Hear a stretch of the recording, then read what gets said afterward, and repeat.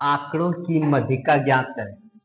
तो इस तरह वर्ग दिया हुआ है 0 से 10 से लेकर 70 से 80 और नीचे बराबरता दिया हुआ 25, 15, 20, 15, 20, 30, 65 और 50। इसका ज्ञात करना है क्या? मध्यिका। तो सबसे पहले हम आकृति को सीधा करते हैं। पहले लिखते हैं वर्ग अंतराल,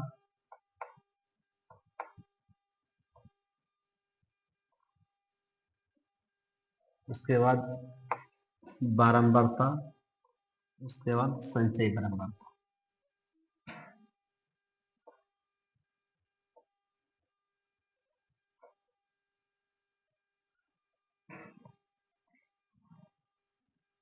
इसको इस तरह लिखते हैं 0 से 10 लिया हुआ है, 10 से 20, 20 से 30, 30 से 40, 40 से 50,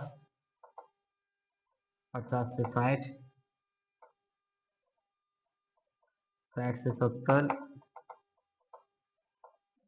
और 70 से 80।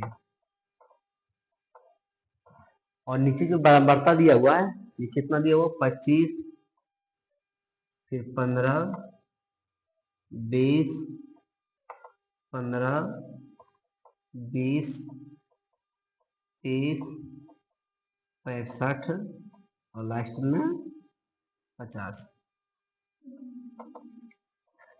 हमको ज्ञात करना है संचयी बराबरता। तो संचयी बराबरता ज्ञात करने के लिए हमको जोड़ना पड़ता है।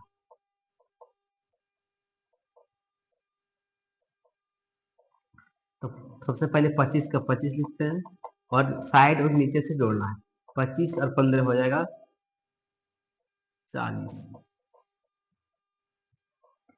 40 में 20 60, 60 और 15 75, 75 और 20 95, 95 30 125, 125 और 65 जोड़ना है तो 190 और 50 जोड़ दो 240।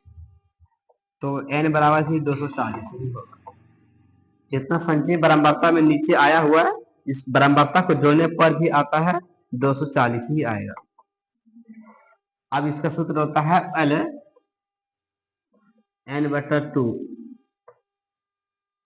n का मान कितना है? 240। 240/2 इसको काट दो 120। 120 से ठीक अधिक संचयी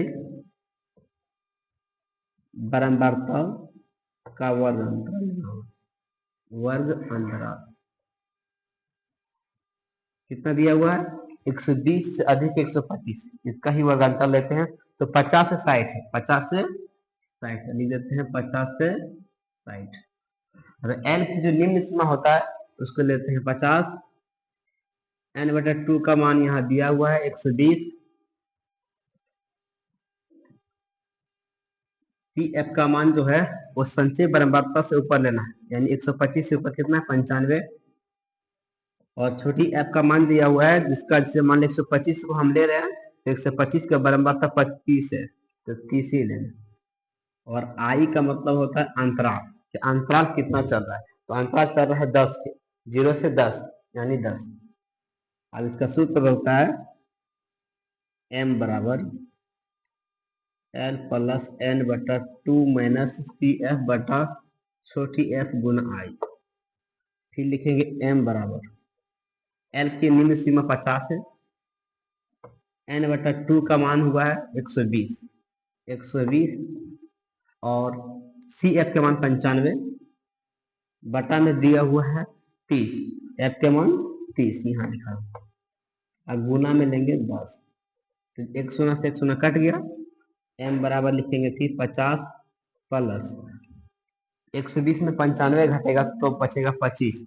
अब 25 को हम 3 से भागा देना तो 3 अठी 24, 3 अठी 24, एक बचा है फिर 3 3 9 दशमलव के बाद फिर दशमलव बाद 3 3 9 तो 50 और 8 ये जोड़ दो 58.33। ये हो गया मेरा मध्यिका का आंसर।